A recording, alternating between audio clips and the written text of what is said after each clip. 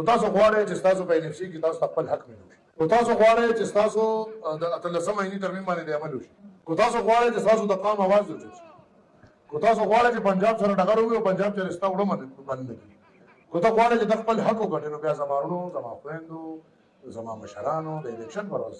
په پاڼه باندې لاټین ګورئ او واحد حل تاسو په دغه لاټین کې منګه بالکل د پنجاب سره ډغري نه وو، نه منګه سزناور یو، نه منګه سګړان یو چې پنجاب له ډغري وو،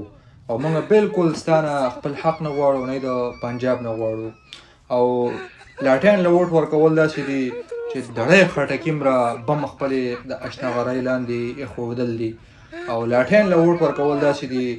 اسرائیل علیه السلام له خپل لوکیشن ورکول دي، او مرګ ته دعوت دی کوم سړی چې په لاټین باندې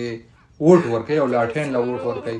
موږ بالکل د پنجاب سره ډغري نه وو، نه زموږ څه ښکرې شته او نه موږ څه ګډان یو، نه موږ څه ځناور یو چې د پنجاب سره ډغري وو. دا چې موږ ووټ راکړو ته خو دې شهباز شریف یې ورکوي او دلته راځي چې ته ورځه پنجاب ګټه او موږ به باچا خان ګټو، ته د اټک نه اخوا پنجابی شي او دې خوا چې راشي وایي زه افغان یم، نو ته بالکل موږ ته د لاټین ضرورت نشي. او دا پښتانه دي چې لاټین به اوس مکمل دیو په تیارو کې پرېښی دی، پوه شئ اوس د لایټ زمانه ده، د بجلیګر مولا خبره چې دا اوس د لاټین زمانه ده. خدای مروک ښه، لاټین ماټین مکمل تباه دی. د عمران خان خبره چې لاټین تباه دی، لاټین له ووټ ورنه کوي، چې څوک لاټین له ووټ ورکوي نو د دړۍ خټکي مره بم به خپلې د اشناغرۍ لاندې ږدي، او چې څوک لاټین له ووټ ورکوي نو اسرائیل علیه السلام له به خپل لوکیشن ورکوي.